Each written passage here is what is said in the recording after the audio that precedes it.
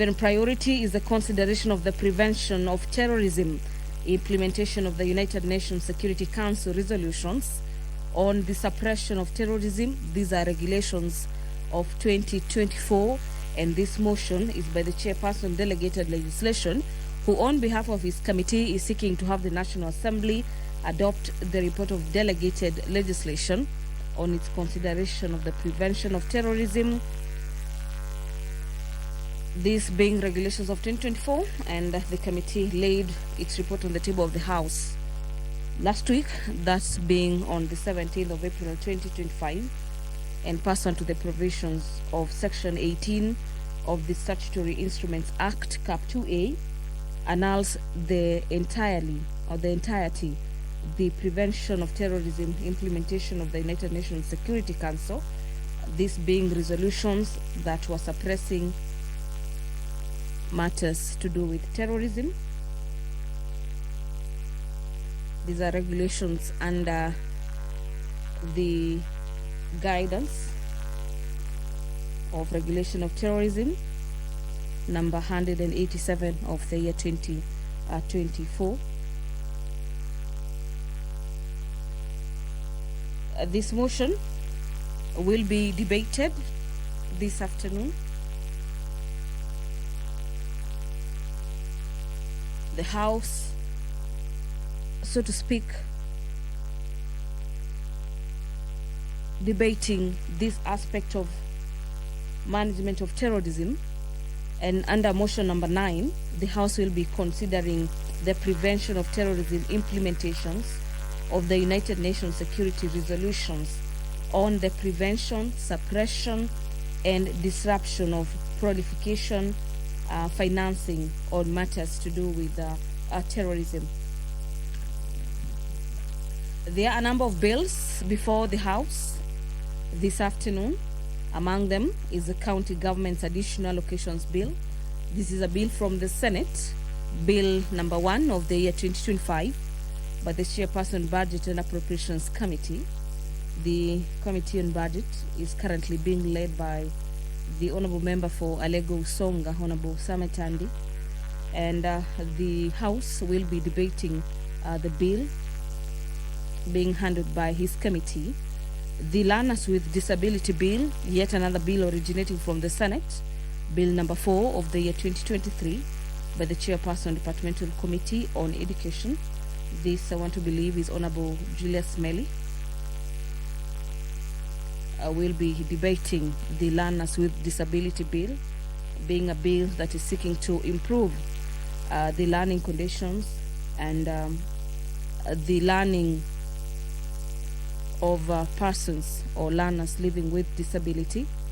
The Value Added Tax Amendment Bill, the House is set to debate amendments on the Value Added Tax Bill, Bill number 11 of the year 2025, by the leader of the majority party.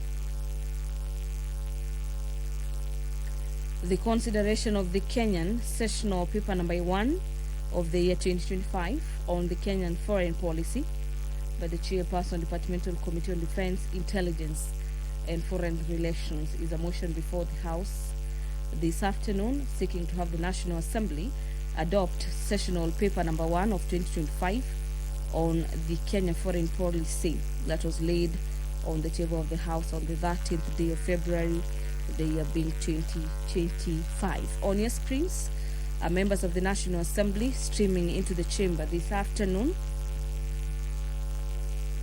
a minute after 2:30 p.m., the appointed time for the House to be commencing business on this Tuesday afternoon. And immediately the Speaker of the House makes his way into the chamber, we'll be handing you over for this live broadcast.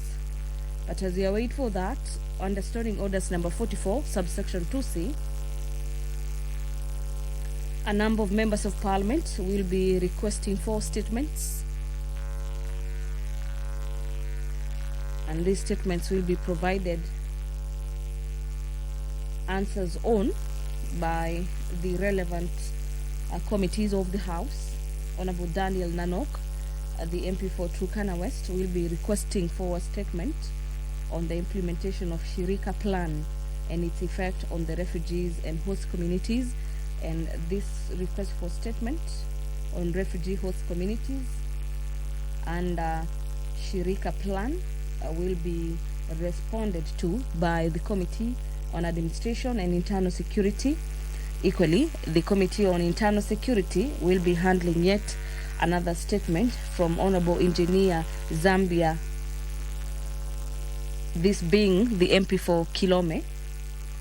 His statement that he'll be seeking this afternoon is on the review of fees for registration and re-registration of alteration of birth certificates. Honorable Thaddeus Zambia, the MP for Kilome, wants the committee to liaise with the Ministry of Interior and provide answers on the review for fees on registration, re-registration and alteration of birth certificates.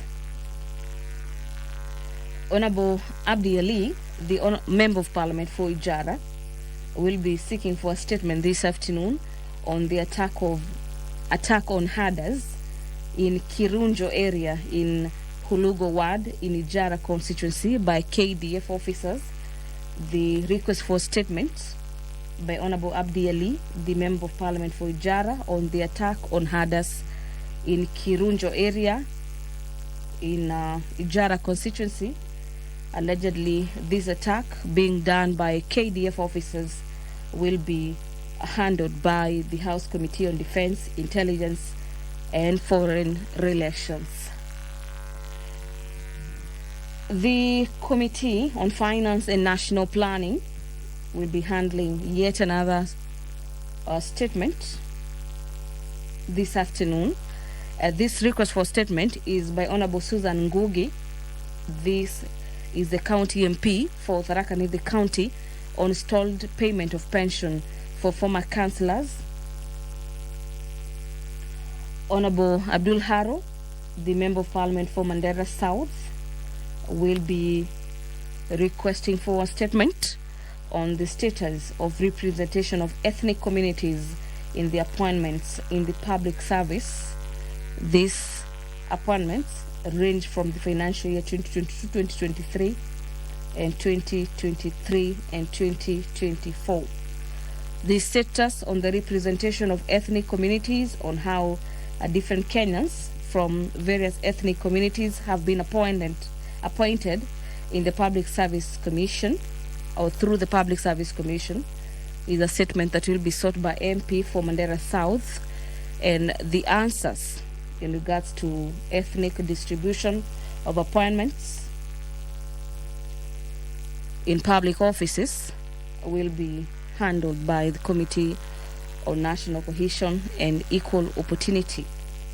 Honorable Aidan Kainan is the last member under order number 7 on statements, who will be requesting for a statement on the progress on tamaking of the Wajir, Griftu, Eldas, Buna, Bute, Moyale, all the way to Ethiopia A1 Road. And this statement by Honorable Aidan Kainan on the tamaking of the road from Wajir all the way to Moyale, ending in Ethiopia, will be handled by the Committee on Transport and Infrastructure. If you're just joining us this afternoon, the business of the National Assembly is just about to commence as the Sergeant-at-Arms, as you can see on your screens, carrying the mace, closely followed by the Speaker of the House, Honorable Moses Wetangula, in the chambers this afternoon. Allow me to hand over for this live broadcast. Enjoy your viewing and have yourself a great afternoon. Mheshimiwa, tuombe. Ewe Mwenyezi Mungu ambaye kwa hekima na wema wako umetoa nyadhifa za viongozi na mabunge kwa ustawi wa jamii na utawala wa haki wa wanadamu, takusihi utazame kwa neema nyingi sisi watumishi wako ambao wameridhika kutuita ili tutekeleze shughuli muhimu za jamhuri yetu. Tunakuomba uteremshie baraka zako sisi tuliokutanika hapa, na utujalie tuyatende na kufikiria mambo yote atakayofikishwa mbele yetu kwa njia ya haki na uaminifu, ili utukufu na sifa zako siendelezwe, na ili kustawisha amani, ufanisi na heri ya nchi yetu na wale ambao haja zao wamezikabidhi mikononi mwetu. Amen.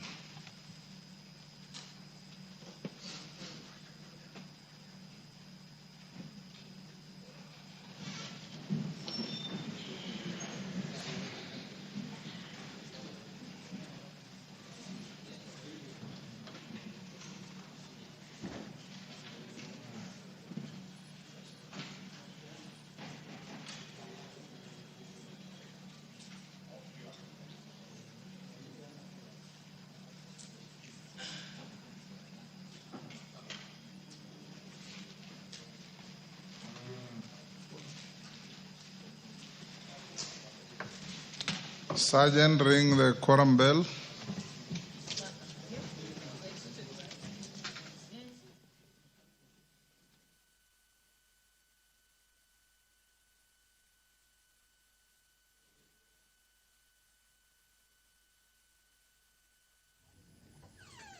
Well, the business of the National Assembly has just commenced this afternoon, and upon the commencement of the business of the House, we have the quorum bell on ring mode as directed by the Speaker of the National Assembly, Honorable Dr. Moses Wetangula, who has directed the Sergeant-at-Arms to ring the quorum bell for 10 minutes. And this directive on the quorum bell ringing for 10 minutes is guided by the House standing orders upon the commencement of the House. As we await for members of Parliament to make their way into the chamber this afternoon, allow me to take you through the businesses in the order paper. The signals from the chamber indicate the quorum has been achieved. Allow me to hand you over.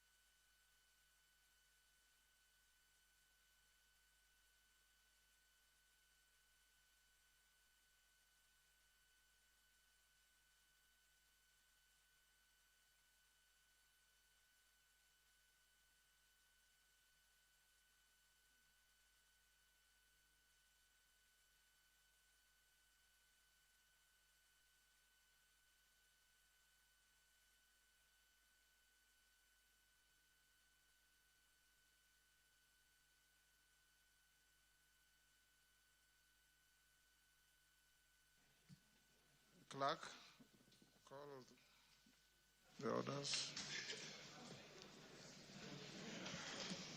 Order number 1, administration of oath. Order number 2, communication from the chair. Honorable Mulher, take the nearest seat.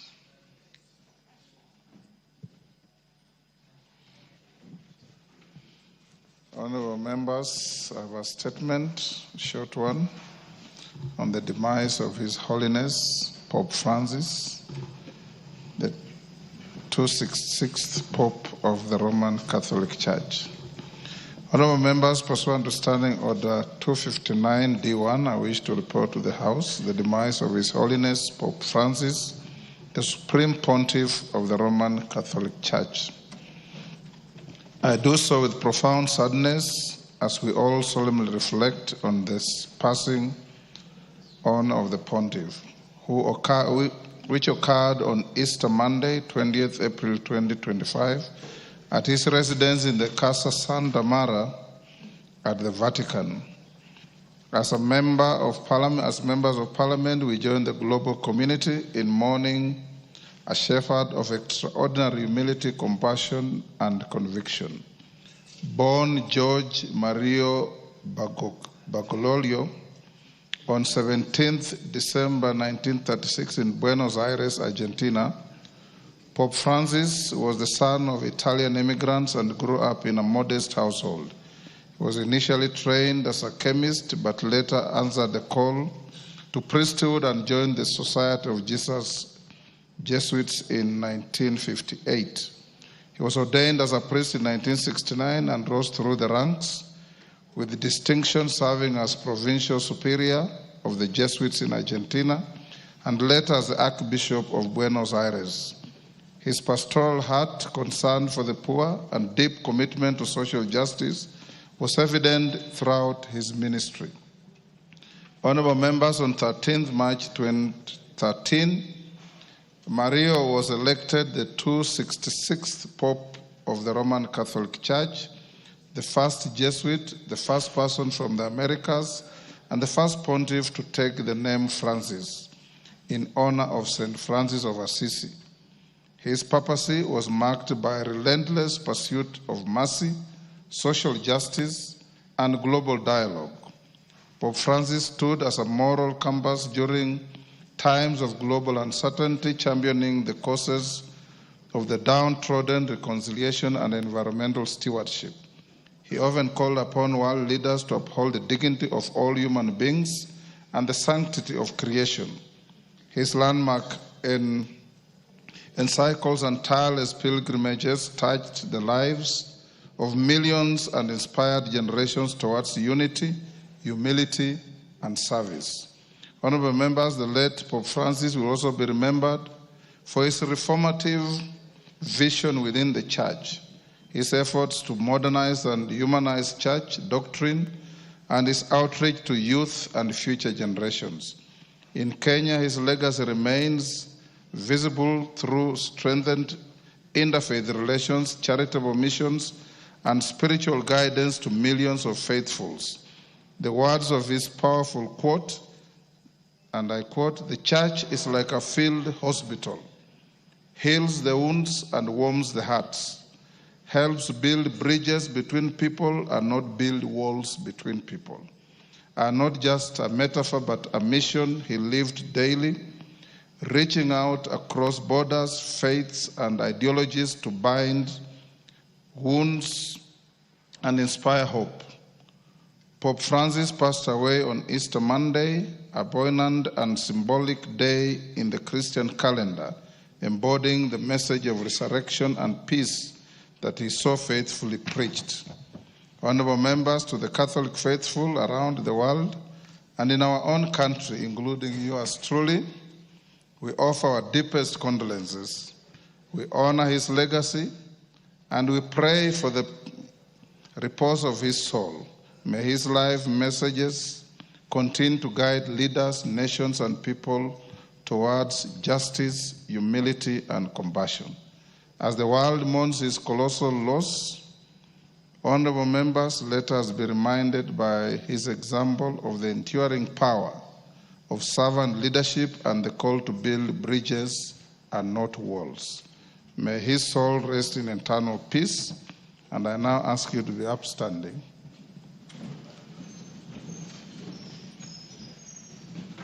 For a minute's silence.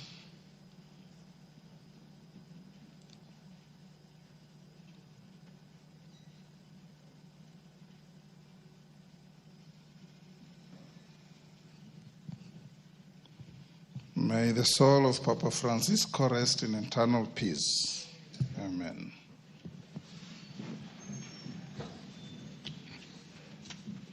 Yes, Owen? Honorable Speaker, thank you very much. Honorable Speaker, I want to join you and the rest of the Catholic faithfuls and in the globe to mourn the passing on of a great man, a great pontiff, a man who taught the world that building bridges was a better thing in the world. Honorable Speaker, that message of Pope Francis should resonate in the world, and that everybody should pick it, because as we live in this world, we need each other and we need one another to build a more cohesive and beautiful world. Honorable Speaker, I went to Vatican once. I looked forward to meeting the Pope. Unfortunately, I didn't get that opportunity. It was one of those moments in my life that I waited for, to meet the Pontiff, shake his hand and get his blessings. Honorable Speaker, I didn't get that opportunity. But it's one of the things that I looked for in my life. But I know you did. Yes. And probably you carried my blessings. I need to shake your hand. They will reach you by osmosis. Thank you. So, Honorable Speaker, we've lost a great leader in the world. The Pope is not just the leader of the Catholic, but he's the leader of this world. And therefore, I want to join the Catholics and Christians in the world to emulate, and other leaders to emulate the spirit of Pope Francis, to continue to build bridges and not walls.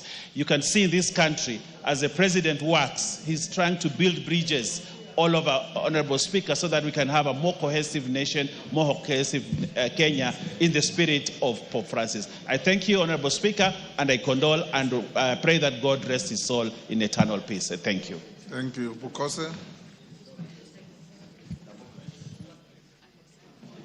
Thank you, Honorable Speaker. Honorable Speaker, you know, we refer to you as Papa wa Roma. And being a Catholic, I think this is a big loss to all of us in the Catholic fraternity. And I want to join you and the rest of the Catholics in Kenya to mourn the passing on of Papa Francis on the Monday last week.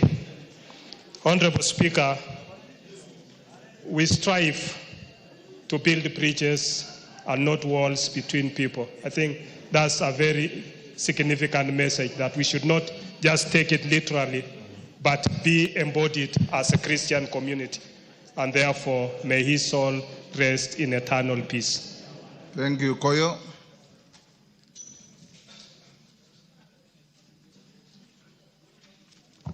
Thank you very much, Honorable Speaker, for giving me the opportunity to send my condolences to the fallen Pope.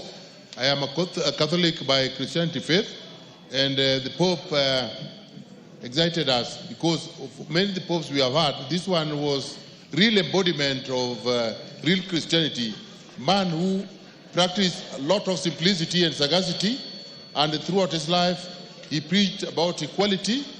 He was very much committed to the position of the downtrodden, and he taught us that it doesn't mean anything to own everything in this earth and throw your soul to hell. May his soul rest in eternal peace. Mayaka? Thank you, Honorable Speaker. Honorable Speaker, for my own self as a Catholic faithful, and to all the Catholics who are here, I would like to share my most sincere condolences. Also on behalf of all the Catholic faithfuls from Nyamira and the entire Gusii region, Pope Francis will be remembered as a Pope who was a people person, a people servant, and a Pope who really believed in standing for the downtrodden. We are told that one of his last words when he was passing on, Honorable Speaker, is that the Pope told the health care person who was taking care of him, thank you. And we will always remember him as someone who was ready to intervene in matters that really affected the downtrodden. So once again, on my own behalf and on behalf of the Catholic faithfuls, is to say Pole, and may his soul rest in eternal peace. Thank you.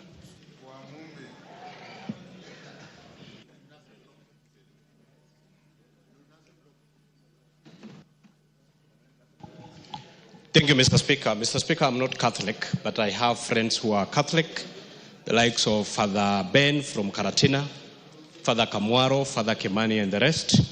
I join them, Mr. Speaker, to send my condolences following the passing on of Papa Francis, a humble man we all should emulate, and we offer our condolences to the entire Catholic fraternity, Mr. Speaker. Mr. Speaker, I hope Now that for the 267th election, it's my hope that we will get an African Pope. Thank you, Mr. Speaker.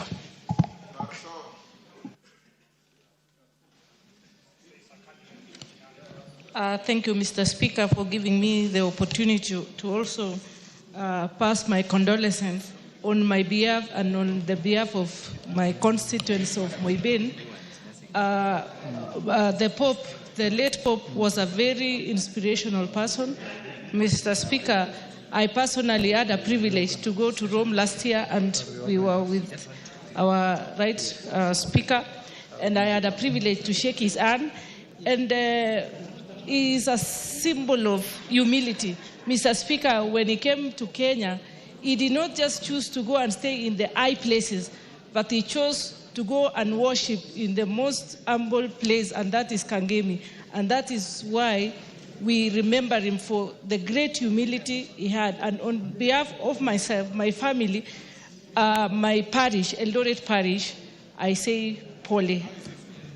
Thank you. Nguna?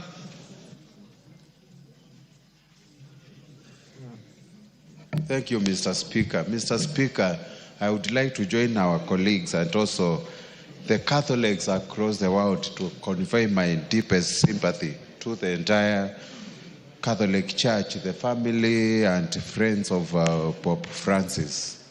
Mr. Speaker, you recall very well last year I was with you in Rome, Vatican, and we visited Pope, and that was my third time to meet Pope and shake his hand, Mr. Speaker.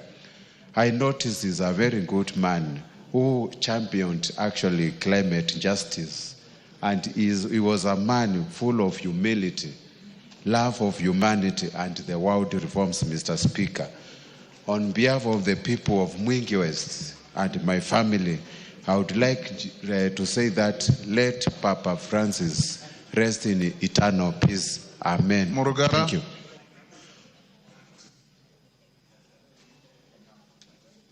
Thank you. Thank you very much, Mr. Speaker. Mr. Speaker, I'm not a Catholic, but the Catholic Church, actually it's called the Holy Roman Catholic Church, is quite close to my heart because of the good deeds this church continues to do, not just in Kenya, but everywhere in the world. And this is a very solemn occasion when we have to mourn the passing on of the leader of the church, His Holiness the Pope. Mr. Speaker, Pope Francis will be remembered for his humility, his love for the poor, and the justice to everybody. And most importantly, is the way he went around doing his work, and especially when he visited the country. We were privileged and honored because it is not usual to have the Pope here. I remember him for the last thing he did for this country and for our people from the greater region of Meru, Tharaka Nithi and Meru counties, because our bishop has just retired or is about to retire, and he appointed another gentleman who actually shares a name with me, Father Jackson Murugara, to become the bishop of the Diocese of Meru. Another great gentleman who is very humble, is very a humble person who actually carries himself just in the character of Father Pope Francis. May the soul of this great man rest in everlasting peace. Martin. Thank you, Mr. Speaker. On behalf of Ndewa community, and most of them Catholics, and on my behalf and family, Mr. Speaker, one thing I admire the Pope, and I want to say the power of humility and service. He served to the last minute, even when he was ill health. That should be admired. May the Lord Almighty comfort all the Catholic faithfuls and emulate what Pope was really practicing. Thank you, Mr. Speaker. Daud. Thank you, Mr. Speaker. Mr. Speaker, I wish to convey my condolences together with my constituents of North Imenti and the Diocese of Meru to the whole fraternity of the Catholic Church. Mr. Speaker, the Catholic Church, we have, from my parents, we have dealt with the Catholic Church for over 70 years in Meru County, and the larger Meru County, the Rakanidi as well. So I wish to give my condolences. And Pope Francis was a uniting figure. He went to the other religions as well, worked well with the Muslim religion as well to cooperation and all the other for peace and that. So may God rest his soul in eternal peace. Thank you. Mutunga. Thank you, Honourable Speaker. Honourable Speaker, on my own behalf and on behalf of the people of Tigania West, I stand to eulogize with all the Catholic fraternity, Honourable Speaker, for the loss of the hand of the Church. Honourable Speaker, I have friends in the Catholic Church. I may not be a Catholic, but I have friends like the newly inaugurated Ndaokesan Bishop Murugara. Honourable Speaker, also we have Father Kinoti, Father Clement, and others, Father Machali, and so on, who are really good in their work and doing a great job to develop this country. Honourable Speaker, Father, the Holy Pope was integrative. He was not only integrative, he was a humble person. His humility spread across. When he visited Kenya, he did not just sit with the Catholics. He sat with all denominations. And he was able to integrate, to show that when it comes to matters going to heaven, it takes everyone. The root doesn't matter. What matters is being right with God. Honourable Speaker, on behalf of my people, I do eulogize with the Catholics and pray that his soul rests in eternal peace. Thank you. Pasaris. Thank you, Mr. Speaker, for giving me an opportunity to convey my deep sorrow and profound gratitude as I join the faithfuls around the world in mourning the passing of Pope Francis, a shepherd who led with humility, courage, and boundless love. Pope Francis showed us that faith and conscience are not at odds, but together are a path to authentic discipleship. He reminded us that the heart of the gospel is mercy, justice, and dignity of every person. As someone who believes that conscience is sacred and that love must always be our guide, I found Pope Francis to be a true reflection of Christ's compassion. Today we give thanks to the Almighty for his life, his teaching, and his witness. May his soul rest in eternal embrace of the God we serve so faithfully. May we honor his memory by knowing that love is stronger than judgment and inclusion is deeper than fear. Mr. Speaker, I've seen a lot of people on social media, the ones who have no respect, actually painting a picture that shows that they have no respect for a man who lived with God and ruled over 2 billion people as a spiritual leader. By putting Raila's image and putting Raila in pop clothes, I think that is so disrespectful. I want to tell our Gen Zs out there are those of you who stand for certain values, and we respect you for your values, but do not allow those values to be undermined by those that have no respect. You should have respect for Raila Odinga, and you should have respect for the 2 billion Catholics, and you should have respect for the Pope, who has not even been laid to rest, and you use his death as a mockery. It's something that you should be ashamed of. So let us hold each other with respect and dignity, because if we fail to do that, then you are actually a lost soul. We need to actually honor the people that we have in this world that do good. And Raila Odinga is one of them, and our Pope is another. And there are many others like that. So please, let us have respect and decorum when we are mourning somebody of such high astute and respect across the globe. Thank you, Mr. Speaker. Namwar.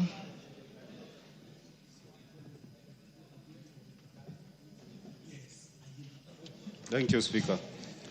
Together with the people of Turkana Central and the Diocese of Lodwar, Honorable Speaker, this is a moment in which we remember the Pope, and together with the Church, in the tremendous things that the Catholic Church has done in Turkana. And during this moment, we send our condolences all over and together with fellow Kenyans. Honorable Speaker, the life of Pope Francis is akin to the people from the north. those who are pastoralists. And when Pope Francis accepted to take very menial jobs, like being a bouncer, he was able to understand the challenges that people, the human beings, go through. Honorable Speaker, he lived by it. And when Pope was able to travel, even to Asia, to countries in Europe, he was able to identify with the poor. Here in Kenya, when he came, he identified with those who are in the slums. In fact, he advocated for the housing improvement. He even advocated for good neighborliness and love for those who are poor. And he was able to say, those who live in slum areas are able to exhibit the attributes of Jesus. Honorable Speaker, I know this is a time when we are looking for another pope, but to us, we want somebody who can be able to broker for diplomatic relations, like how Pope Francis did for Cuba and the US.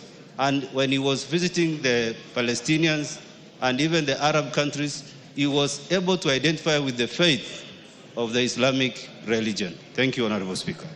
Member for Ndia, then Milemba. Ndia, GK.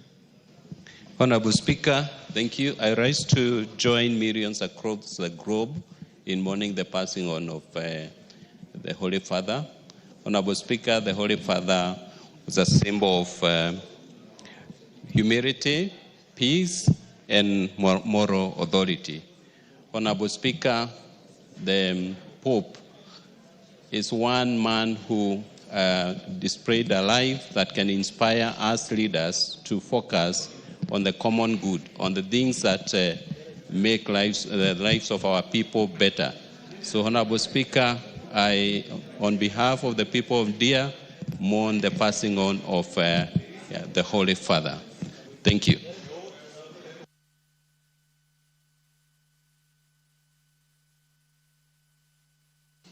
Thank you, Honorable Speaker, for this chance. Let me take this opportunity to join the rest of ourselves and yourself to actually stand with all the Christians around the world, especially the Catholics, and say Paul for the loss of Pope Francis. The Catholic Church has been very, very great, and being the first church, it has had a lot of contribution to the world.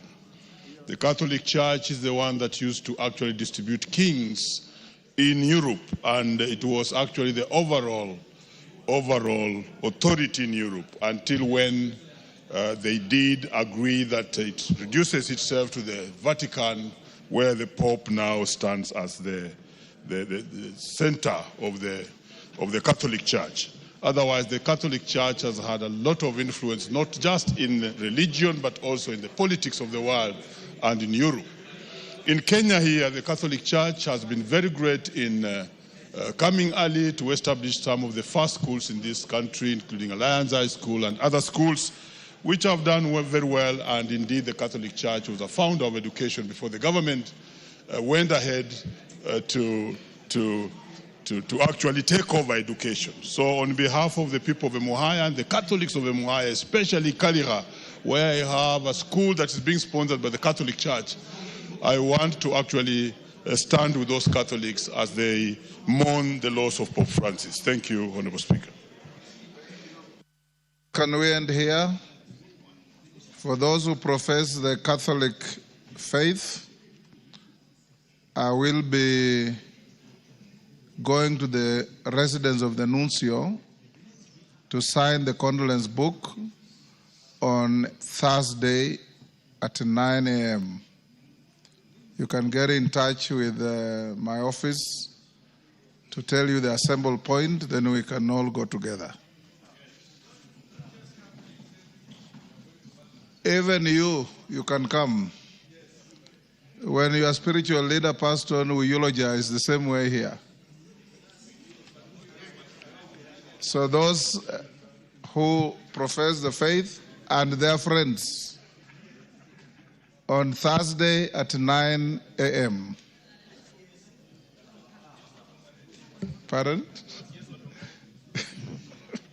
Okay, next order. Before we call the next order, honorable members, allow me to acknowledge Chemilil Sugar School from Horoni, Kisumu, in the public gallery. And in the speaker's gallery, we have a delegation from the Parliament of Ghana.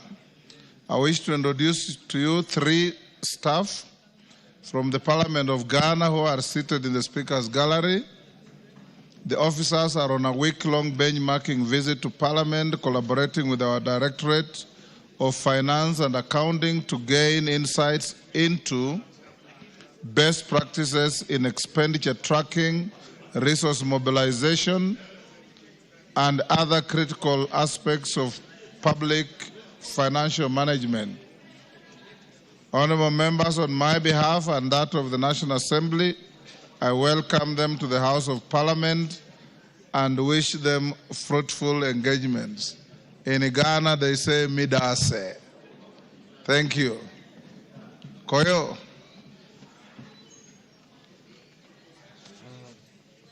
Give Koyo the mic. Mayaka, switch off your mic. Switch off your. Thank you very much, Honorable Speaker. Honorable Speaker, I want to take this opportunity to formally welcome Chemilil Sugar School to Parliament.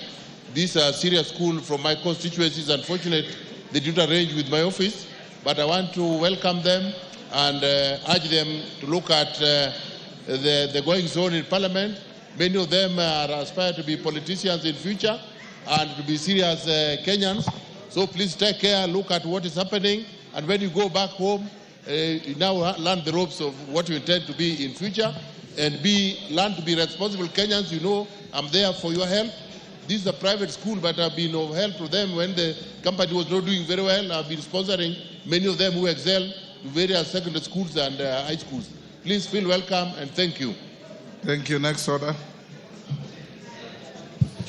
Order number 3, messages. Order number 4, petitions. Order number 5, papers. Majority Leader. Owen. Thank you, Honorable Speaker. Honorable Speaker, I beg to lay the following papers on the table of the House today, Tuesday, April 22nd, 2025. Honorable Speaker, if you allow the Honorable Osoro, the Sairo, and to either go out, go to the chamber, and speak from there. They're distracting me. Starting order 1. Thank you. I allow you to use the speaker's recess room for your lobbying. Thank you very much, Honorable Speaker. Let me take that again, Honorable Speaker. The following legal notice. Honorable Speaker, I beg to lay the following papers on the table of the House today, Tuesday, April 22nd, 2025. A, the following legal notices from the Minister of Environment, Climate Change, and Forestry. Honorable, these are important legal notices that I am taking. 1, legal notice number 62 of 2025 relating to sustainable waste management, extended producer responsibility, amendment number 2, regulations 2025. 2, legal notice number 63 of 2025 relating to environmental management and coordination, water quality, amendment number 2, regulations 2025. Honorable Speaker, these 2 gentlemen here. Order. I can't hear. Order, members. Kimayo, take your seat. Yes. I need to be Order, honorable members. No Kamkunjis in the House. Yes, thank you. 2, legal notice number 3. Legal notice number 64 of 2025 relating to environmental management and coordination management, waste management, amendment number 2, regulations 2025.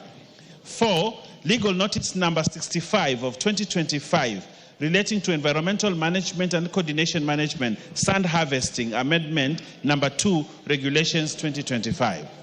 5, legal notice number 66 of 2025 relating to environmental management and coordination management, air quality, amendment number 2, regulations 2025.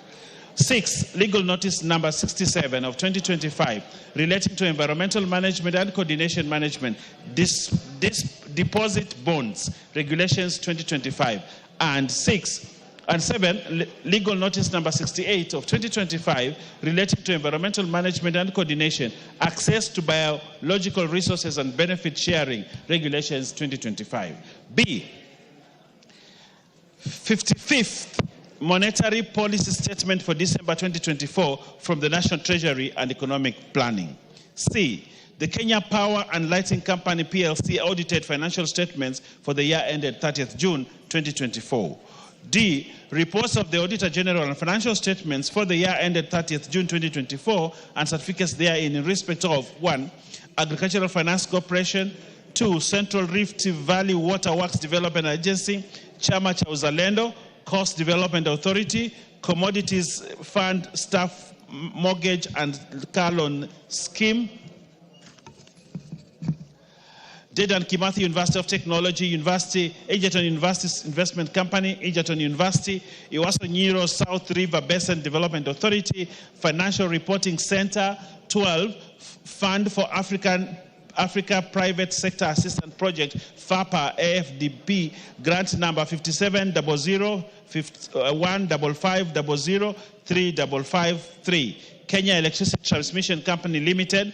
13, Government Investment and Public Enterprises Revenue Statements, the National Treasury. 14, Higher Education Loans Board. 15, Institute of Human Resource Management. 16, Jomo Kenyatta University of Agriculture Enterprise Limited. 17, Jomo Kenyatta University Agriculture Industrial Park Limited. 18, Jomo Kenyatta University of Agriculture Noodles Limited. 19, Kenya Corporate Board.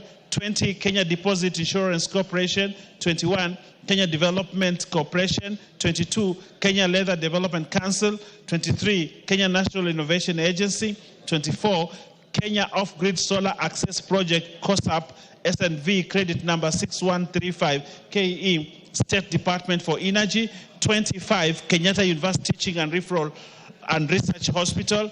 26, Kirinyaga University. 27, Maendeleo Democratic Party. 28, Management and Supervision Fund, State Department for Cooperative. 29, Masai University. 30, NAC Kenya Party. 31, National Cereals and Produce Board Staff House Mortgage Scheme. 32, National Exchequer Account, the National Treasury. 33, National Ordinary People Empowerment Union. 34, National Youth Council. 35, Office of the Controller of Budget Staff Retirement Benefit Scheme.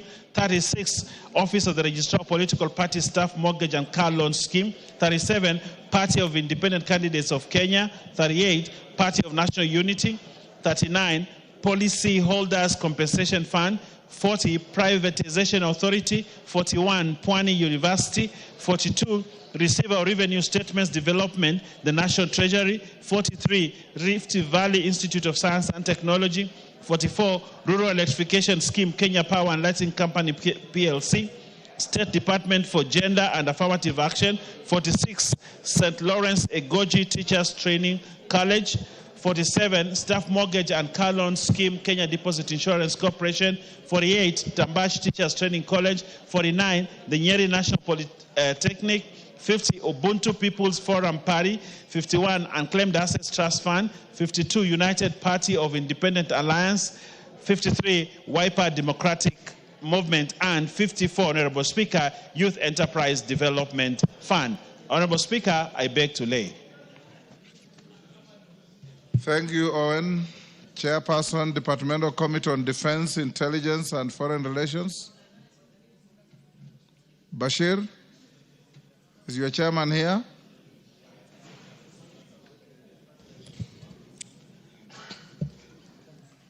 Honorable Speaker, I beg to lay the following paper on the table of the House today, Tuesday, 22nd April 2025. Report of the Departmental Committee on Defense, Intelligence and Foreign Relations and its consideration of sessional paper number 1 of 2025 on the foreign policy of the Republic of Kenya. I thank you. Thank you. Chairperson, Committee on National Government Constituencies Development Fund, Sirma. Honorable Speaker, I beg to lay the following paper on the table of the House today, the 22nd of April 2025. Report of the Committee on National Government Constituency Development Fund on the nominees to the National Government Constituencies Development Fund committees for 31 constituencies. Mr. Speaker, I beg to lay.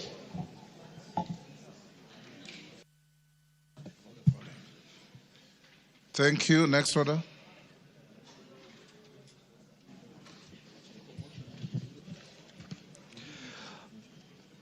Order number 6, notices of motion. Chairperson, Departmental Committee on Defense, Intelligence, and Foreign Relations. Honorable Speaker, I beg to give notice of the following motion, that this House adopts the report of the Royal Committee on Defense, Intelligence, and Foreign Relations on its consideration of the sessional paper number 1 of 2025 on the foreign policy of the Republic of Kenya, laid on the table of the House on Tuesday, 22nd April 2025. Thank you. Chairperson, Committee on National Government Constituencies Development Fund, Sirma. Mr. Speaker, I wish to give notice of motion to nominees to 31 National Government Constituency Development Funds Committee's report.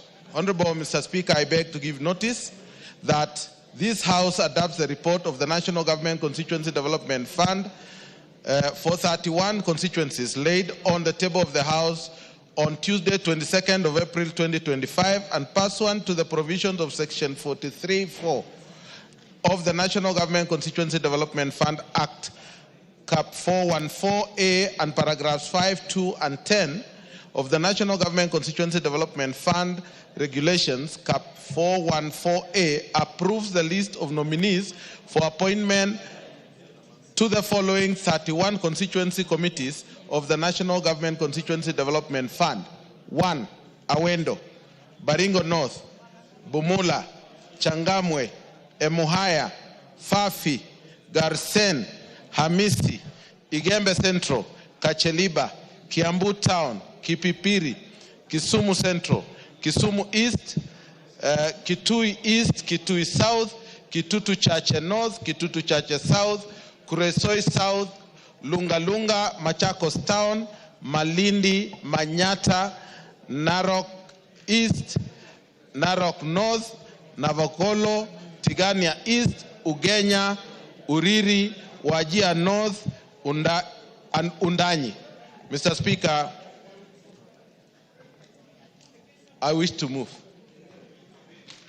To give notice, sorry. Next order. Order number 7, questions and statements.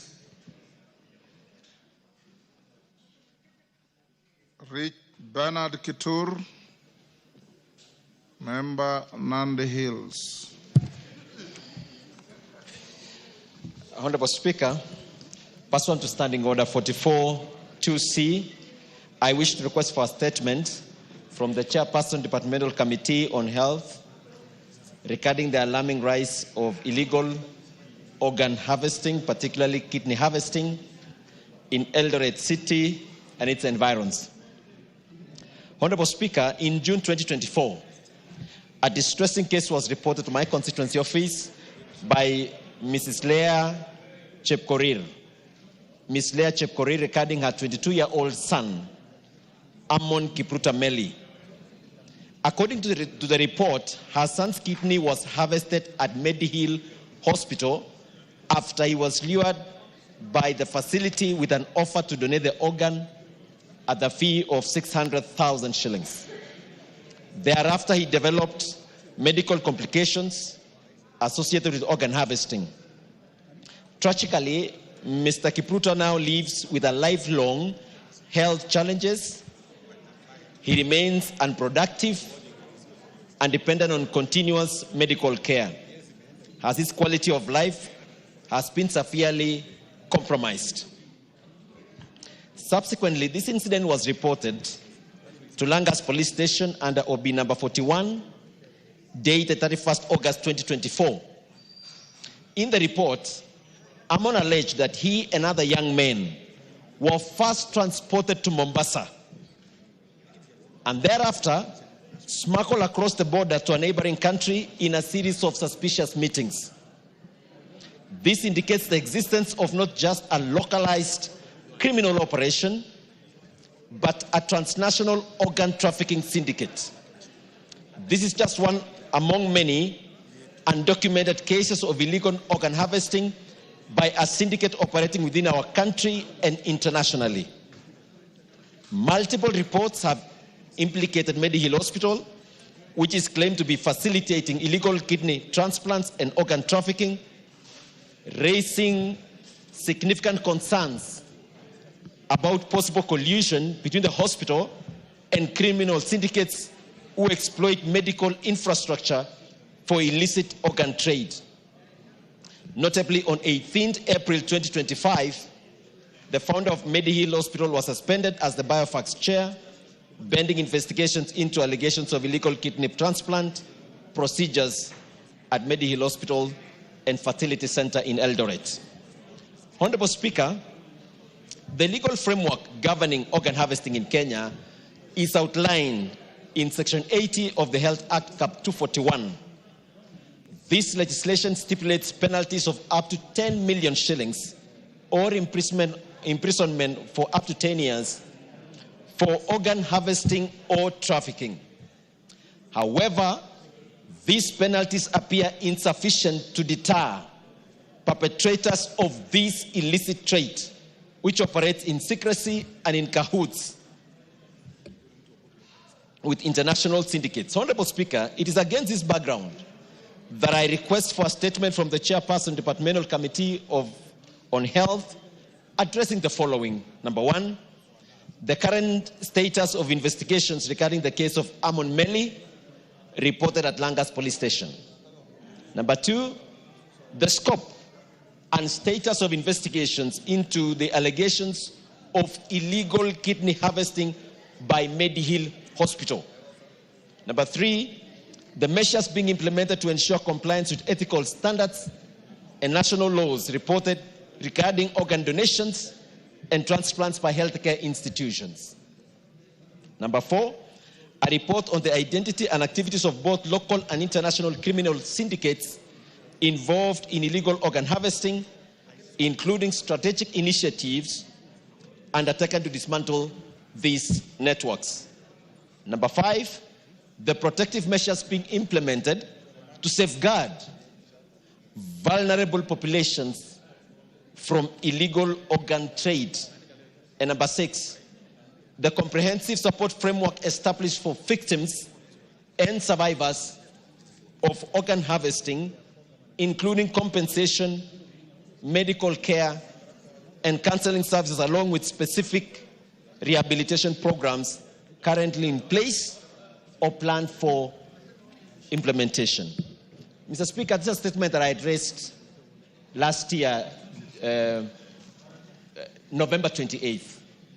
And again, it has been appearing in the media. You have resurrected it, and that is about all. Thank you. No more. Chairman Health, can you bring a response within the first week after recess? Mr. Speaker, this is a matter that's important, and we'll endeavor to bring the report within the period you have indicated. Thank you. Mr. Speaker. Daniel Nanok, Turkana West. Thank you, Honorable Speaker. Honorable Speaker, pursuant to the provisions of Standing Order 44-2C, I wish to request for a statement from the Chairperson of the Departmental Committee on Administration and Internal Security regarding the implementation of Shirika Plan and its effect on the refugee host communities. Honorable Speaker, Kenya has for many years upheld an open-door asylum policy, hosting over 700,000 refugees and asylum seekers, primarily from Somalia, South Sudan, and the Democratic Republic of Congo. Majority of these refugees and asylum seekers reside in camps within Dadaab in Garissa County, Kakuma and Kalobeye in Turkana County, while a few reside in Nairobi and other urban areas. The rights of these refugees are protected under the Refugee Act, Cap 173, which guarantees freedom of movement, the right to work, and access to financial services, among others. The Act also seeks to transition from a traditional camp-based model to one of local integration, empowering refugees to actively contribute to the socio-economic development of their host communities. Honorable Speaker, the government, in line with the Refugee Act Cap 173, has formulated a policy known as Shirika Plan, which is a multi-year initiative to promote the socio-economic inclusion of refugees in Kenya by transforming camps into integrated settlements within host communities for both refugees and asylum seekers. This policy was officially launched by His Excellency the President on 28 March 2025. While the plan is a progressive step toward refugee inclusion, it has sparked concerns over inadequate public participation and limited engagement with the host communities and its leaders, especially in Garissa and Turkana counties. In addition, host communities like those in Turkana West, which has accommodated refugees for over 33 years, now face fears of marginalization, increased pressure on already stretched services, and rising tensions due to lack of consultation. Honorable Speaker, it is against this background that I request for a statement from the chairperson of the Departmental Committee on Administration and Internal Security on the following. 1. A report on whether the national government conducted public participation and sensitization on the Shirika Plan, including evidence of the activity and the extent to which it complies with Article 10(2)(a) and 232(1)(d) of the Constitution on involvement of the people in policy making. 2. Measures put in place to ensure that the Shirika Plan does not overstretch existing community resources, specifically with respect to infrastructure such as schools, health facilities, water supply and sanitation, and the strategies put in place to fund projects enhancing the socio-economic facilities of host communities. 3. Steps being taken to strengthen security, promote peaceful coexistence, and empower host communities throughout the implementation of the plan. 4. Clarification on terms used such as integration of refugees and host communities, and details on support mechanisms available to help refugees to become self-reliant, including how job opportunities are going to be structured to ensure equitable competition between host community members and refugees. 5, and final one, measures put in place to transition the refugees under the Shirika Plan, including the specific roles and contributions of key stakeholders such as the United Nations High Commission for the Refugees, UNHCR. I thank you, Honorable Speaker. Thank you, Nanok. Chair, Administration and Internal Security, Tongoyo, can you bring a response within the first week after recess? Honorable Speaker, I just want clarification because I think the question is misplaced. According to our standing order, this question should be referred to the regional integration. The issue of Shirika Plan refugee had been taken away from my committee. Refugees are under what ministry? They are under regional integration, the Peter Locha Committee, Honorable Speaker. Clark. It's a confusion, I know, my committee. It's the whole confusion. It's like, of course, Honorable Speaker, the issue of prisons. It is under JLAC. So this is under Peter Locha. He can confirm the same, Honorable Speaker. Locha Kapong. Is your committee responsible for refugee issues? Yes. So we'll redirect the question to you. You bring a response within the first week after the recess. Yeah, noted and black Honorable Speaker. My committee oversights matters refugee affairs. Thank you. Thank you. Engineer Zambia of Kilome.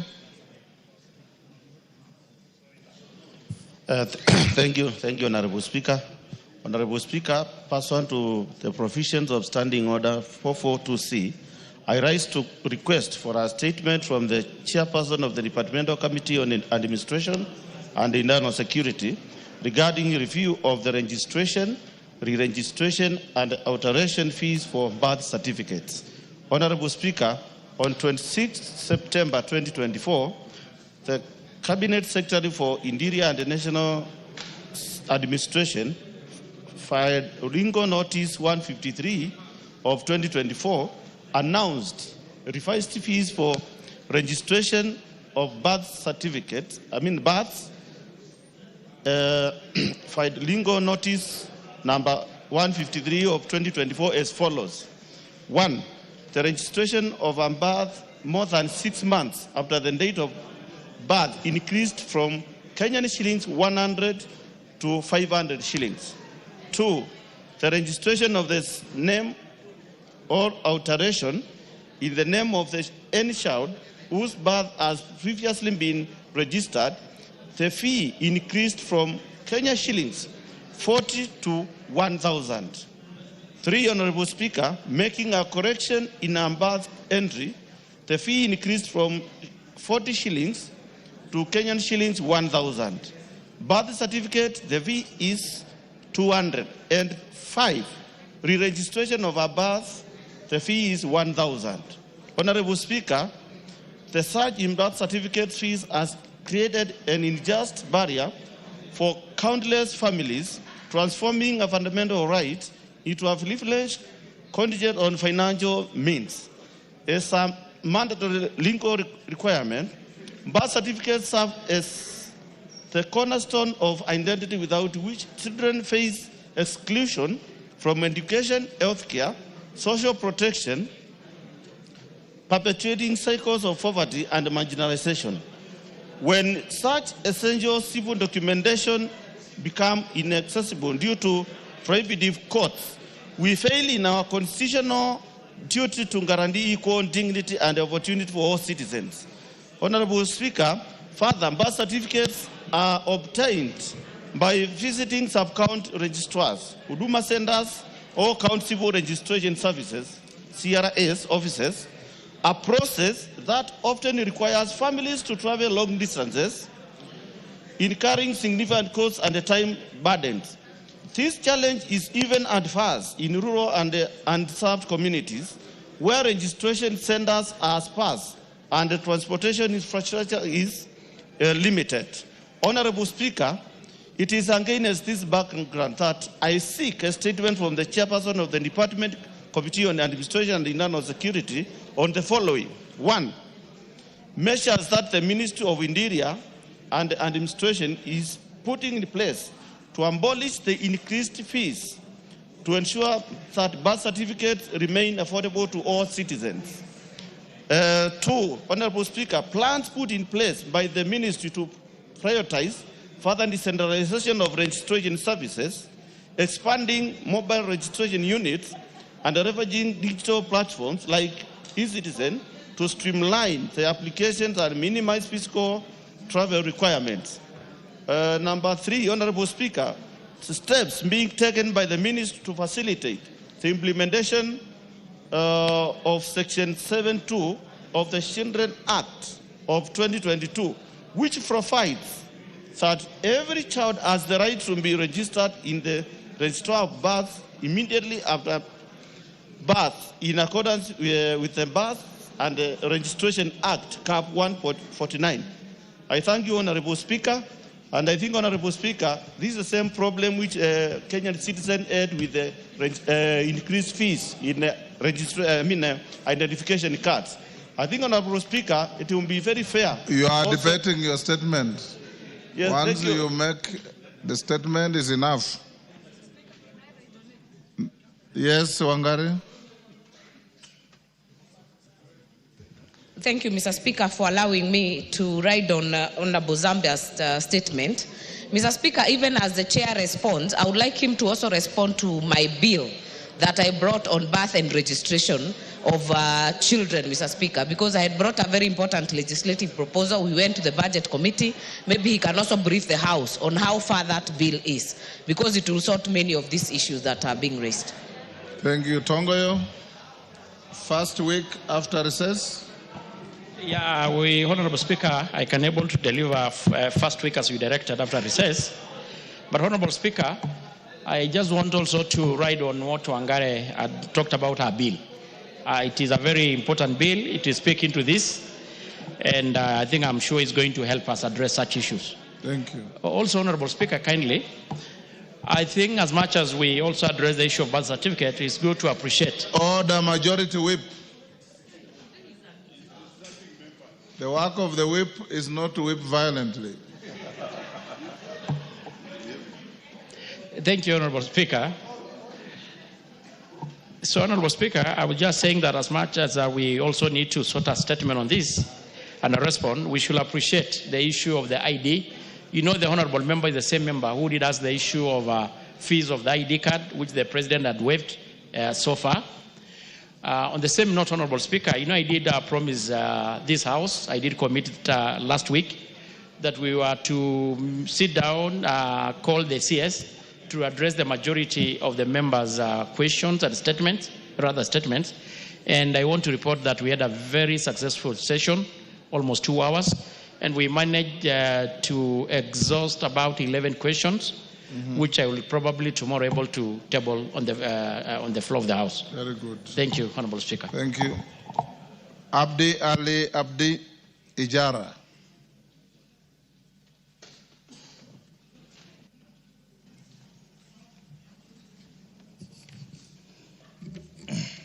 Honorable Speaker, pursuant to the provision of Standing Order 44-2C, I rise to request for a statement from the Chairperson of the Department Committee on Defense and Intelligence and Foreign Relations regarding an attack on herders in Karunji area in Holugo Ward of Ijara constituency. Honorable Speaker, on March 23rd, 2025, a tragic incident occurred when officers of the Kenya Defense Forces Special Forces, specifically the Long Range Surveillance Unit, LRS, ambushed and attacked a group of unarmed herders who had entered the fringes of Boni Forest in search of pasture for their livestock. The herders' move was necessitated by a severe drought crisis affecting the region, forcing them to seek alternative grazing areas for their livestock. The security personnel deployed excessive force and brutal assault, resulting in devastating consequences to the community and the tragic death of Mr. Abdi Sabdo Muhammad of ID number 20877833. Honorable Speaker, following the incident, 15 people were critically injured and several others, including women and children, remain unaccounted for. Also, over 5,000 heads of cattle were either scattered or driven deep into the Boni Forest, further threatening the survival of the affected families whose livelihood depend entirely on livestock. This incident has caused anxiety in the community, highlighting concerns about the use of force by security personnel and the need for a more nuanced approach to addressing security challenges in the region. Nomadic pastoralists in northern Kenya have traditionally relied on grazing routes during droughts, hence criminalizing their movement and responding with excessive force undermines their dignity, rights, and security, leaving them vulnerable and exposed. They now feel fear and betrayed, not from external threats, governments, forces they once trusted for protection and support whenever they faced severe drought. Honorable Speaker, it's against this background that I request for a statement from the Chairperson of the Department Committee on Defense and Intelligence and Foreign Relations on the following. The operational mandate of the KDF, including whether the use of excessive force was authorized and justified, and the disciplinary measures against any officers for excessive force.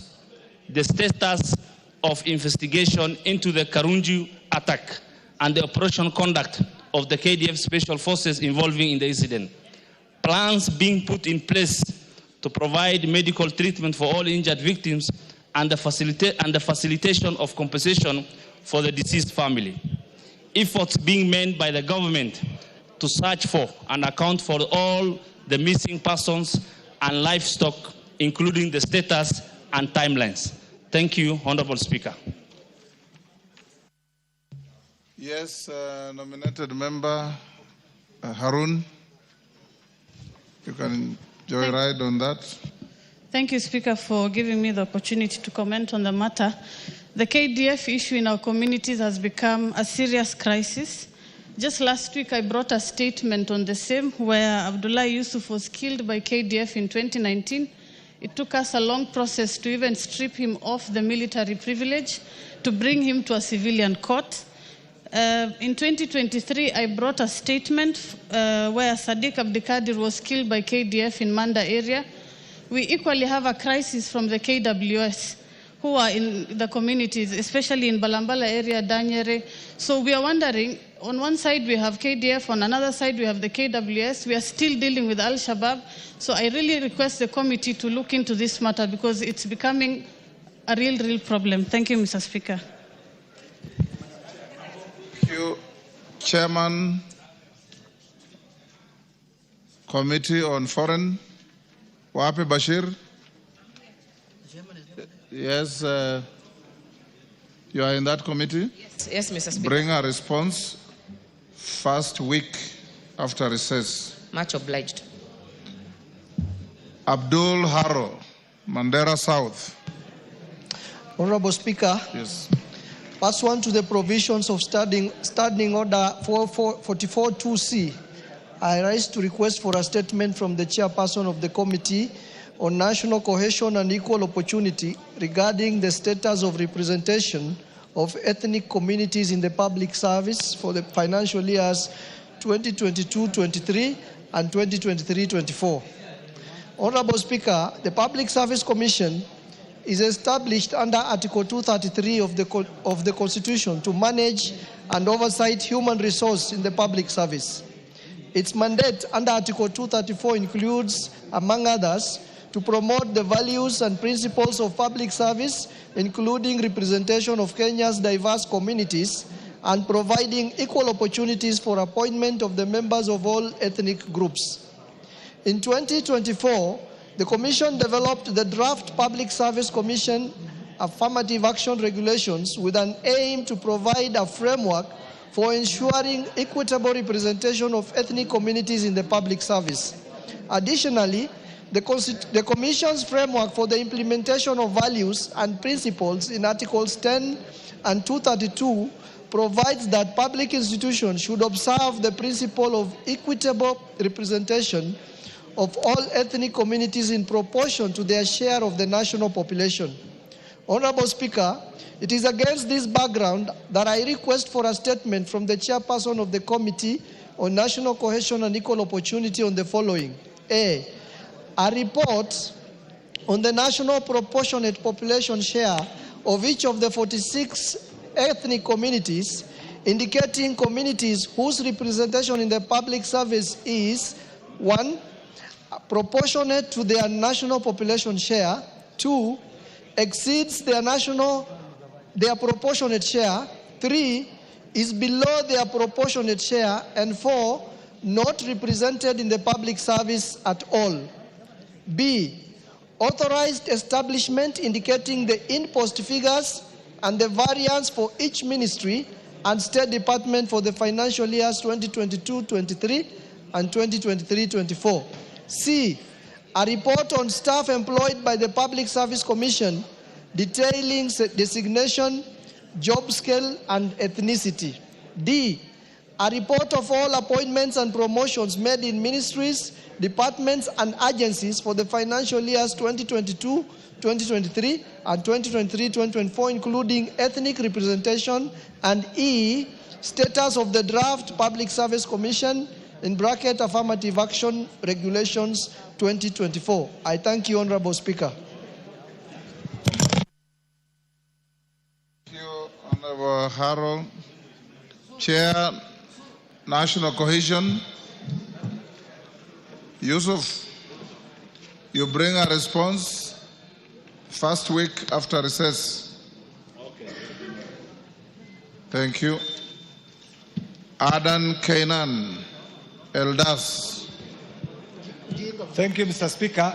Honorable Speaker, pursuant to the provisions of Standing Order 44-2C, I rise to request for a statement from the chairperson of the Departmental Committee on Transport and Infrastructure regarding the progress made in tarmacking of the Wajir, Griftu, Eldas, Buna, Bute, Moyale, Ethiopia Road, that is A14, International Trunk Road managed by Kenya National Highways Authority, Kenya. Honorable Speaker, this road, the Wajir, Griftu, Eldas, Buna, Bute, Moyale, Ethiopia Road, is part of the A14 designated International Trunk Road, Mr. Speaker. And this A14 runs through northern Kenya, connecting Wajir to Moyale border, and also facilitates cross-border connection to Ethiopia for a distance of approximately 545 kilometers. Mr. Speaker, the Wajir Griftu Eldas Buna Bute Moyale Ethiopia Road has the potential to unlock the transformative potential, which includes reducing logistics costs for business, strengthening supply,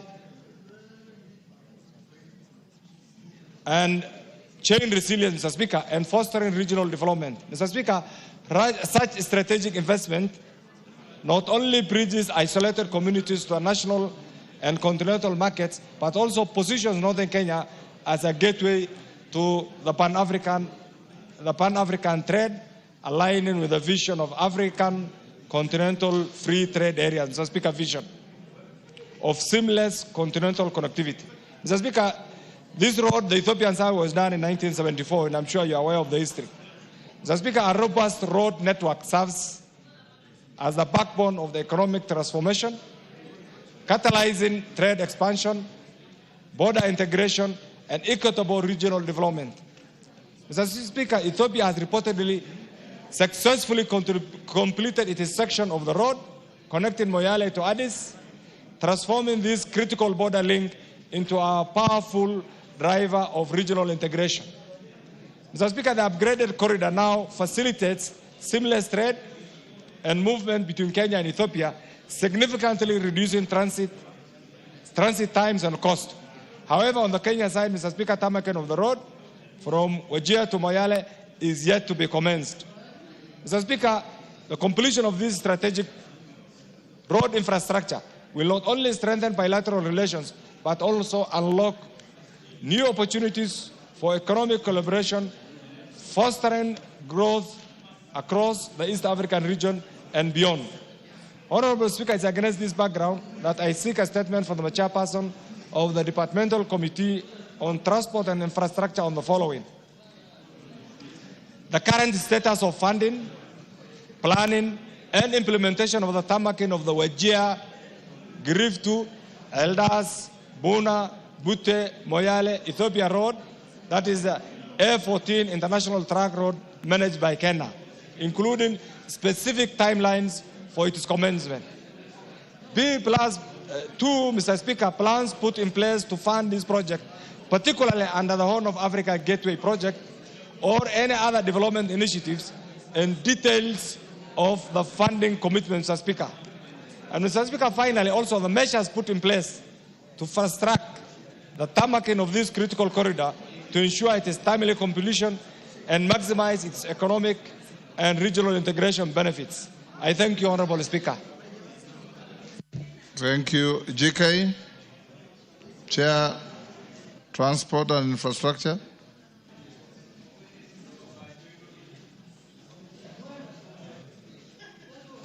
Honorable Speaker, we will avail a detailed response after the recess. Within? After the recess or 2 weeks, whichever comes earlier.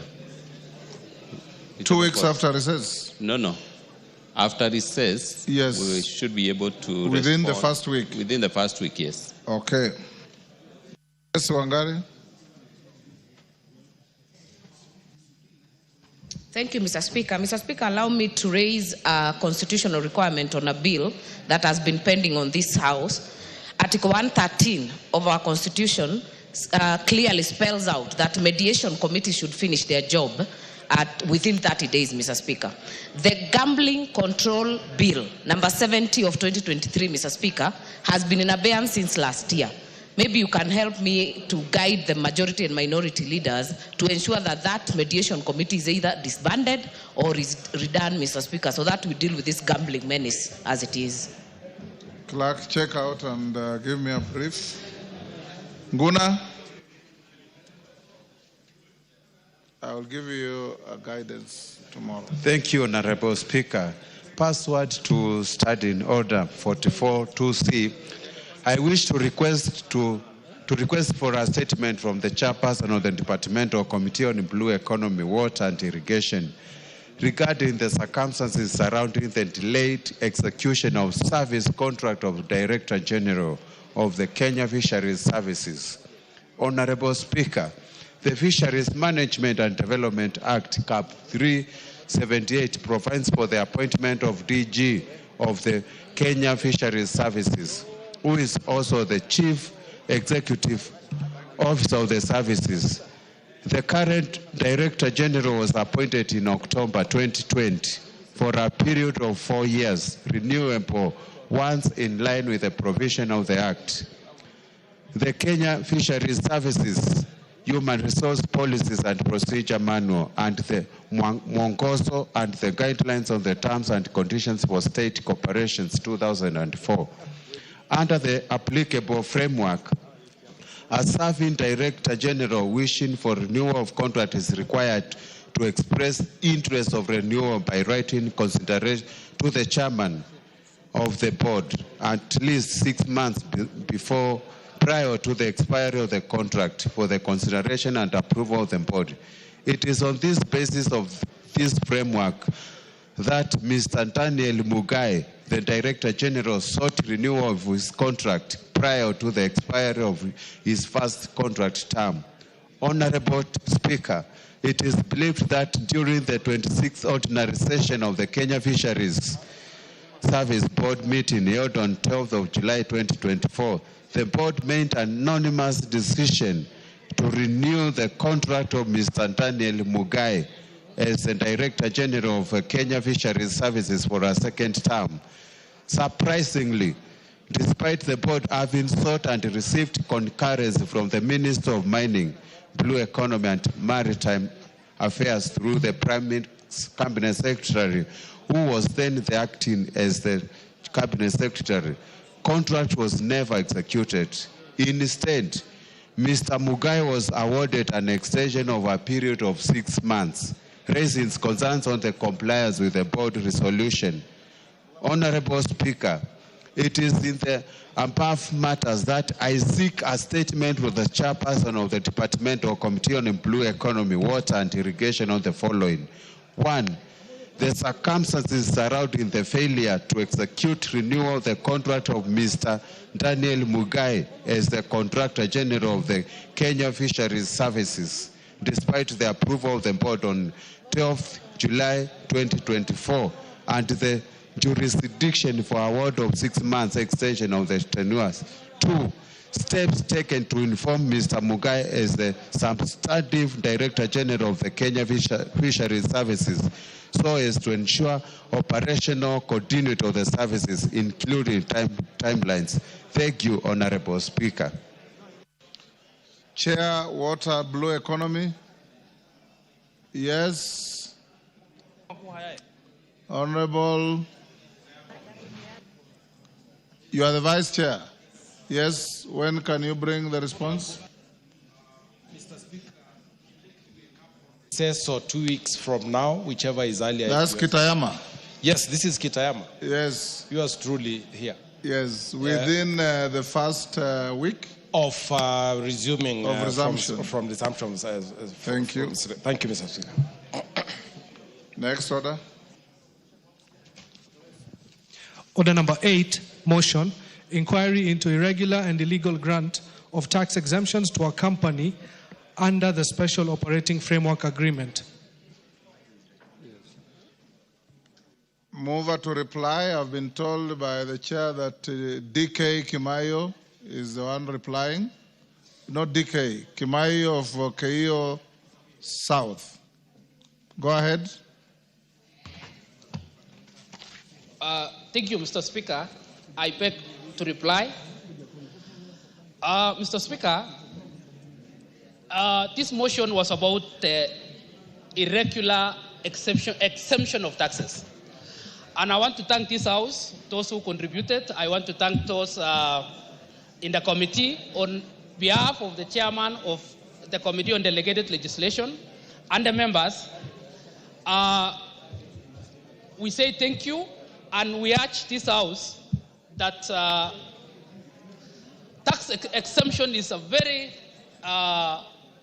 bad precedent in this country, and we should punish those who don't pay taxes instead of encouraging those who don't pay taxes.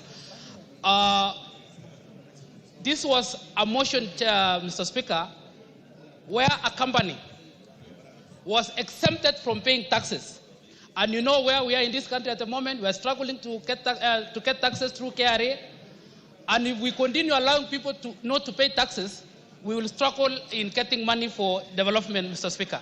Therefore, we should be discouraging as a House people who are exempted from paying taxes. Thank you, Mr. Speaker. I beg to reply. I beg to reply. Thank you, Mr. Speaker. Thank you. Members on their feet, take your seats. Members on the Kibagandi, take your seats.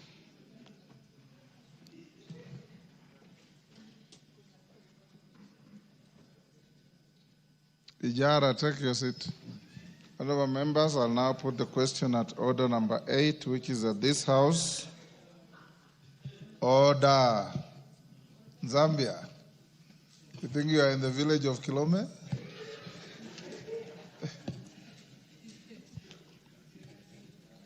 What is Kasalu saying to you to...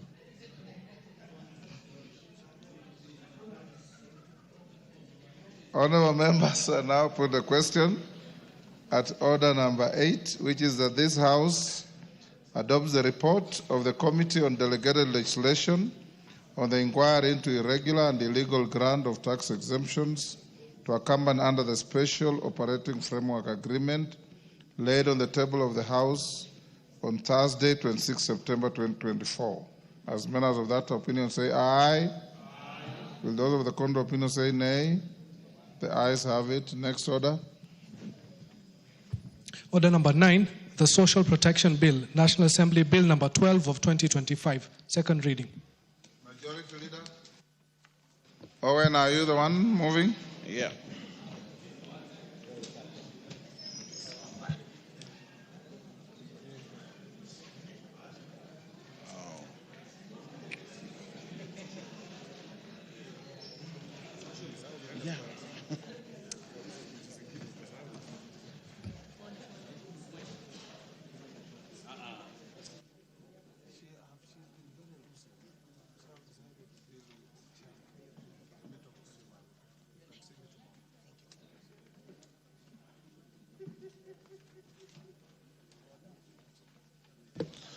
Owen Bayer.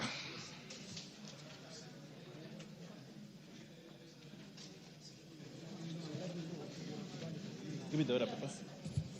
Thank you, Honorable Speaker. Honorable Speaker, I beg to move the Social Protection Bill, National Assembly Bill number 12 of 2025. Honorable Speaker, to be read for the second time, sorry. Honorable Speaker, the principal object of the bill is to reduce poverty and vulnerability and improve the well-being of the people by providing assistance, services, and programs that build human capital and cushion people against risks and contingencies throughout their cycle. Honorable Speaker, Part 1 of the bill provides for the preliminary matters such as the interpretation of terms used in the bill, objects, and the Act, the application of the Act and the guiding principles and the role of the county government in the provision of the Social Protection Bill. Honorable Speaker, the bill provides for the establishment of the National Board of Social Protection and defines its composition, functions, powers, and its sources of funds. Some of the functions of the board include advising the Cabinet Secretary on matters relating to social protection, designing and implementing social protection intervention and programs, providing social assistance and social care to vulnerable persons, coordinating social protection interventions, establishing and maintaining a social protection registry, undertaking civic education on social protection, periodically undertaking indexation of social assistance benefits in collaboration with the National Treasury, and undertaking resource mobilization for social protection interventions. Honorable Speaker, there are very many people in this country that actually require social protection, but we do not have a law that anchors social protection in this country. They are the vulnerable people, the disabled people, and many other people, Honorable Speaker, that require assistance from government that protects them from the vagaries of the kind of life that they live in. But, Honorable Speaker, we do not have. For example, the elderly, Honorable Speaker, we give stipend to them every month, but we don't have a law for that as a country. There are many disbursements that come from government, but we do not have a law that, see, this is an opportunity, Honorable Speaker, to ensure we have a law in this country, a law that guides social protection. Honorable Speaker, one of the key things about this law is to provide a registry. Sometimes county government gives resources to this person, national government gives resources to that person, NGO gives resources to that person, but they leave many other people. Just a few people will benefit because they know how to go about the system. But, Honorable Speaker, if we have a registry of those people that require social protection in this country, Honorable Speaker, we can take better care of them. Today, Honorable Speaker, a person gets funds for this month. He's able to afford food. But in the next 3 months, there's nothing that person gets. Honorable Speaker, we need to ring-fence the people that require social protection in this country by ensuring we have a law.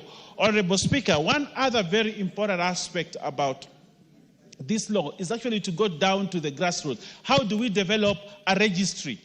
We need officers to go out there and identify the people that are required that can actually be beneficiaries of the social protection funds that we give in this country. Honorable Speaker, last month we disbursed around 3.2 billion for the elderly. Yes, government disbursed 3.2 billion for the elderly, Honorable Speaker. And we were sent messages as members of parliament to ensure that this money gets there. But the criteria on how this is done, Honorable Speaker, is questionable. There's no laid down procedure on how to identify a person who should be a beneficiary of the social protection in this country, or the funds for the Wazee and many other funds that go out there from the government. And even when Exchequer is released, Honorable Speaker, we ask this question, under what law has this been done? There are many people out there, donors, Honorable Speaker, that want to help people that are vulnerable in this country. But because of the lack of a proper law to guide the process, they are hesitant to assist this country in that. But this law, Honorable Speaker, the Social Protection Bill, will go a long way, Honorable Speaker, to ensure that we have a criteria, we have a system, we have a law, we have regulations that ensure that we take care of the vulnerable people well in this country. Honorable Speaker, Part 3 of the bill provides for the administration of social protection benefits. It outlines the categories of persons who may be granted social protection benefits, the types of social protection benefits offered under the Act, the eligibility criteria, and the procedures for applying for the benefits.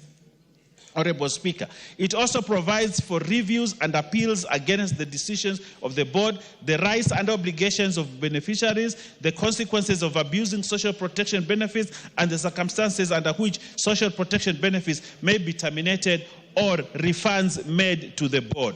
This part also provides for the review of social protection benefits, the indexation of social protection benefits, and the establishment of a social protection registry, Honorable Speaker. And these are the key elements that are currently missing, Honorable Speaker, in disbursing resources to people that we need to ring-fence as people who are under the social protection obligations, Honorable Speaker. So it is important to provide, Honorable Speaker, the eligibility criteria. Sometimes you go to the village, you see an old man that is 60 years that gets benefit. Another old man of 70 doesn't get. And yet that person requires more funds than any other person. So we ask ourselves, so what was the criteria that picked this one and left this one?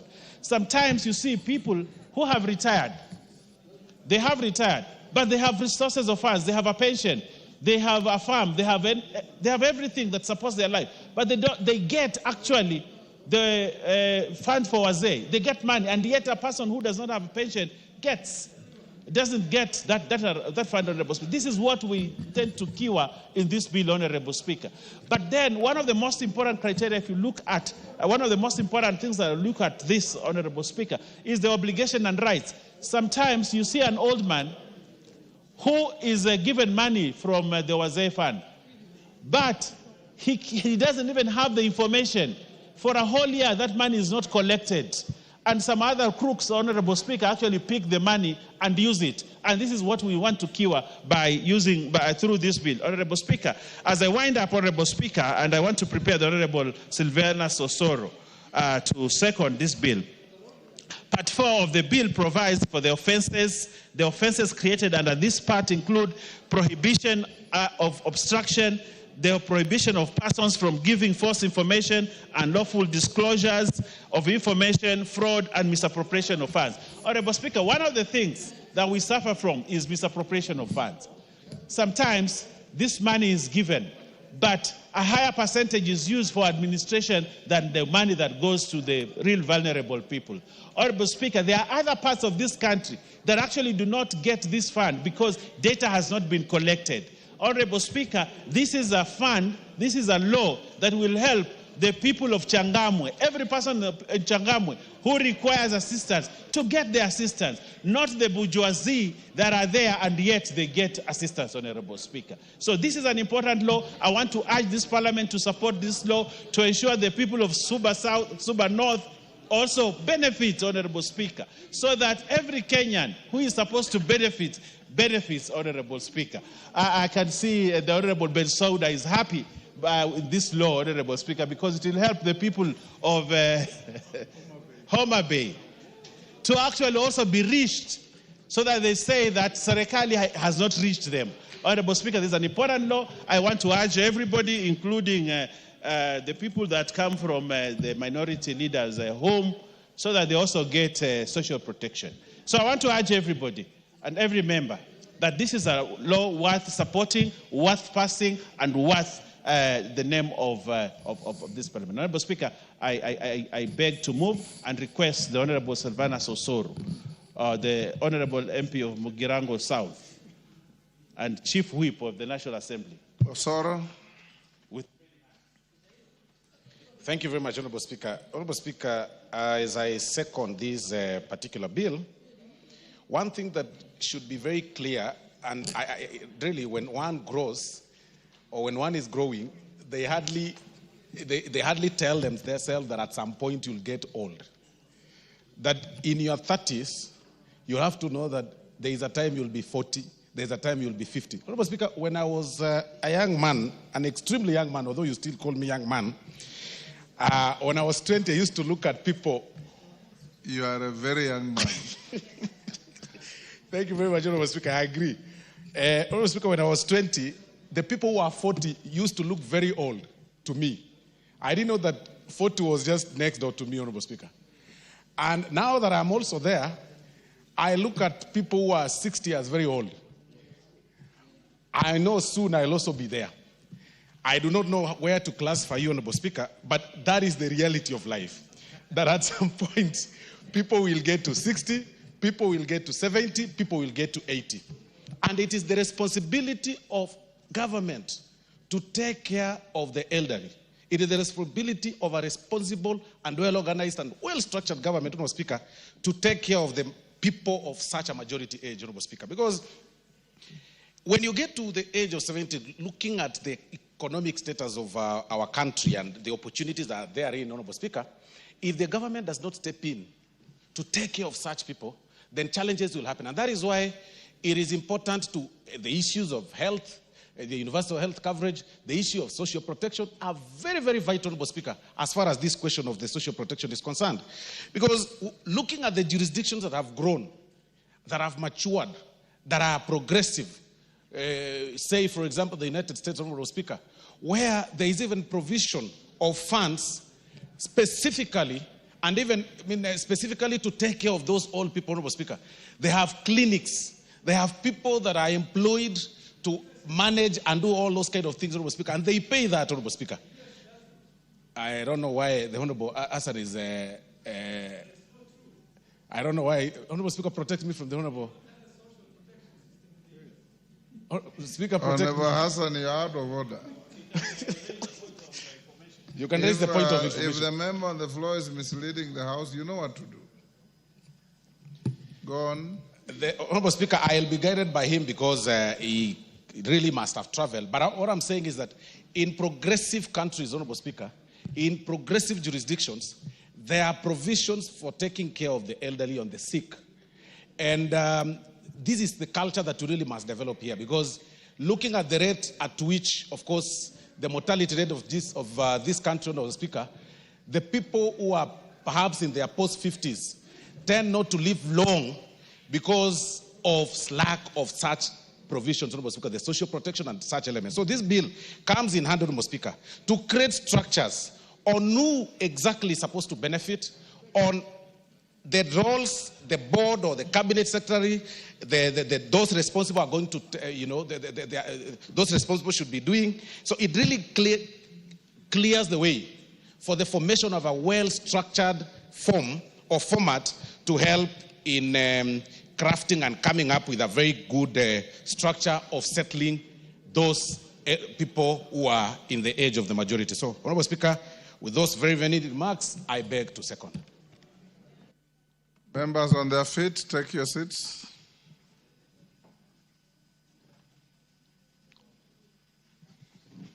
Honorable members, I'll now propose the question at order number 9, which is at the Social Protection Bill, National Assembly Bill number 12 of 2025, be now read a second time. Honorable members, I see a lot of names on the screen. They were there when we started. I don't know if they are for this bill. If you are not for this bill, log out. Yes, Janet. Mr. Speaker, I stand up to raise the issue of quorum, Mr. Speaker. Whether we have quorum in the House, Mr. Speaker, to discuss this bill.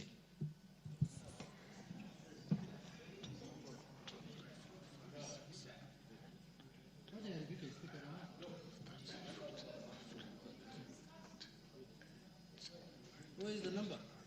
What are you rebuking? What are you rebuking? What are you rebuking? What are you rebuking? No. There is no bill that will pass in this house going forward. No way. No.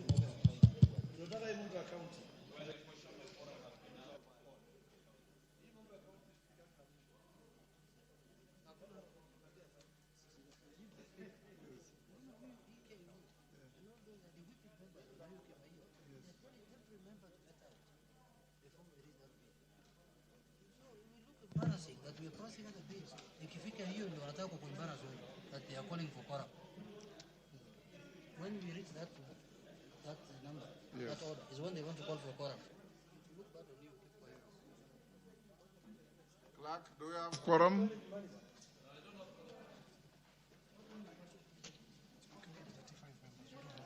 Honorable members, we have 35 members. We need 50. Sergeant, ring the bell, and the whips, do your job.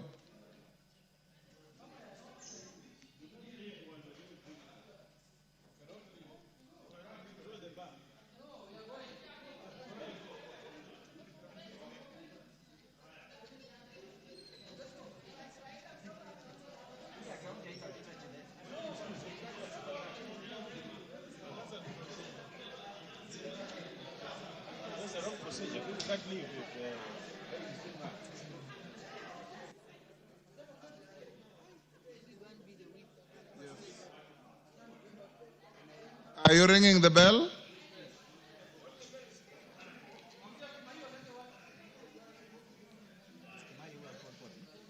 No, it's Junet.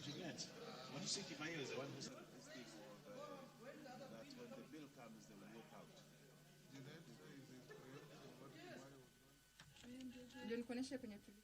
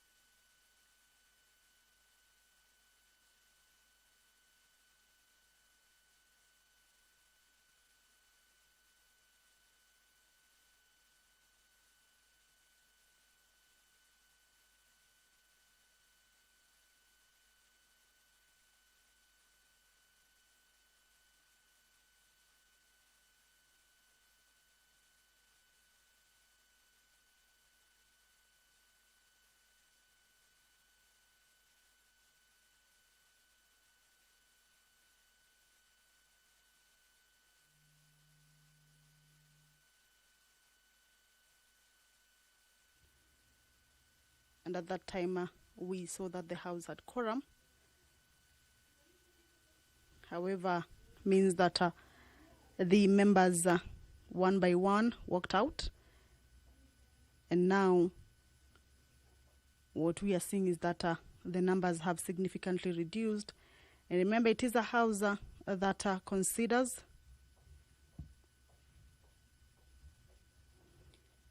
and passes laws, so the numbers present need to be a good representation of the public.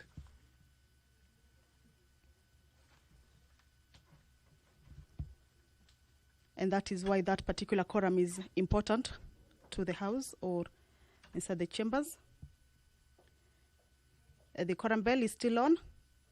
However, you will recall before that hitch, the bill that was being considered, or the business that was on the floor of the House, was the Social Protection Bill, a bill sponsored by the leader of the majority party, and we had seen the deputy leader of the majority party, Honorable Owen Bayer, moving that bill, and it was seconded by the majority whip, Honorable Silvana Sosoro.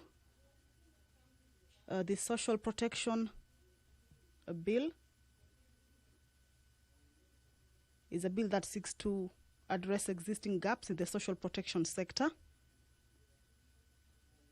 to provide for a comprehensive framework for social protection, to make provision for and regulate the administration of social assistance,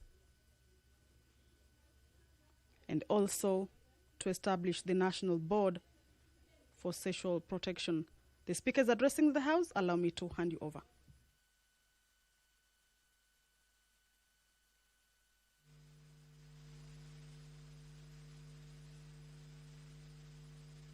Leadership to come to my office in the next 3-4 minutes so that we can consult Bayer, Jonette, and your team. Honorable members, due to a quorum hitch, the House now stands adjourned until tomorrow, the 23rd of April 2025 at 9:30 a.m.